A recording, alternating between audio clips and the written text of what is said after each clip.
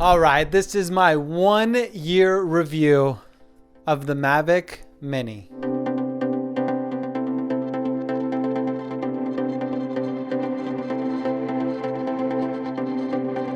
Now, I've flown this guy on beaches, on mountains, high altitude, for work, for fun, in spectacular locations, and it's still standing.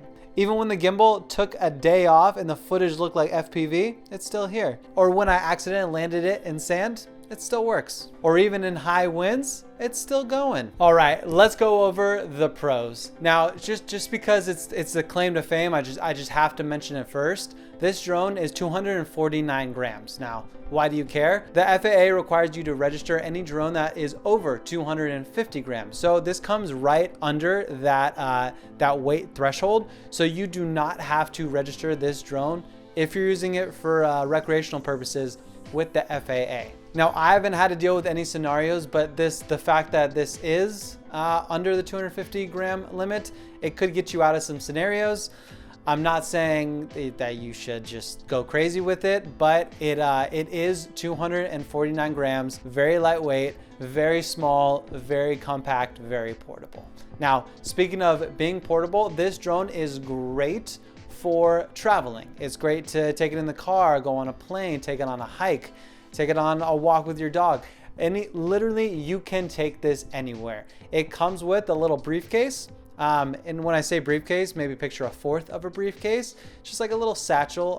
It can carry the drone, extra batteries, also the controller. Everything is all in one place, and it is super, super light. You can take this drone absolutely anywhere. Now, a massive pro with this drone is that ever since I started using it, I have not had anyone come up to me and yell at me.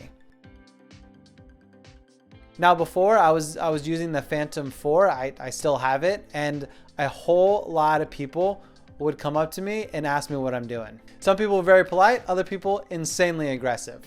But ever since I've started using the Mavic Mini, it's very quiet, it's very hard to see. Now, obviously I'm not using it for nefarious purposes, but I haven't had anyone come up to me and give me a hard time. Now, that is a massive, massive pro when you're flying drone, especially new drone pilots, because maybe you haven't dealt with situations like this before and you just really don't know what to do. So this way, you really don't have to deal with it. So the fact that it's quiet and light and small makes it perfect for flying in scenarios where there might be people around and they might be curious of what you're doing. This way you're just doing your thing and not getting bothered.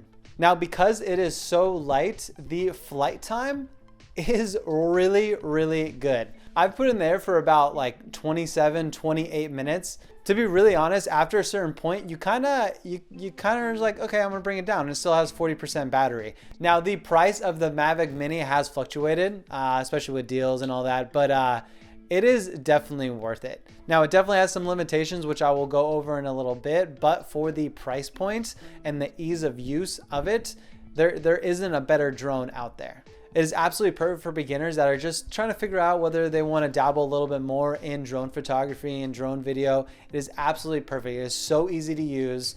All you need is your phone. You could see exactly what the drone sees. And if you crash it, it's only a few $100. Yes, I know it's still a good amount of money, but it's a lot better than crashing $2,000 worth. Trust me. Now, some of the cons of the DJI Mavic Mini is the specs. Now, the camera itself is 24 millimeters fixed, obviously, and also has a fixed aperture of 2.8, which is okay. But where it really lacks is in its photography. It only shoots 12 megapixel still images, and it's only JPEG. Now, I'm not sure where the new one upped the video specs, but the one that I'm flying, it's only 1080p at 30 frames per second or 24 frames per second. So the fact that it's so small, it's impressive for what it can do, but it definitely lacks a lot of the specs like RAW and 4K video. Because it is so light and quiet, you do need to be careful about the situations that you put this drone in. If it's a very windy day, it's going to struggle. A couple times for me, the drone has given out because it was so windy. And keep in mind, just because it's not windy on the ground does not mean it's not windy up above. So definitely be aware of if there's any warning notifications. And if it does say strong wind, I would bring it down, because it just absolutely kills the gimbal. It is very hard to get down after that point. I haven't had too sketchy of scenarios, but there's been a couple times, like I've stated, that the gimbal has given out because it's so small and compact. It just can't hold up against that wind. But with that being said, it is very durable, and it does a better job than you think flying in less than ideal situations. So be careful, but it's gonna do a good job. You will not be able to use this drone on more professional shoots. You can take photography stills with it. It's really, really limited as far as the type of quality coming out of it. But if you're just using this for social media purposes, you're just trying to figure out drone photography, it is perfect. If you're gonna use it for more professional settings, especially if you don't know what you're doing and what settings to use, this drone probably is not for you. It also has a lot less features than the higher premium models, because there's more sensors. All right, now should you buy it? Should you buy the DJI Mavic Mini? Yes and no. If this is your first drone that you want to purchase, absolutely. Price-wise, it is a great entry into the drone world, and you're getting a lot, not all, but you're getting a lot of the features that some of these high-end drones have because it's DJI. Like I said, the specs aren't there, but the software is. The ease of use is. Just to get used to everything. If this is your first drone, absolutely. And if you're just using it for non-commercial purposes. If this is not your first drone, probably not. If you're looking to dabble and get more like higher quality footage, definitely do not get this drone. This is strictly for beginners. It could still be a backup drone in a whole lot of scenarios. It still can be your go-to travel drone.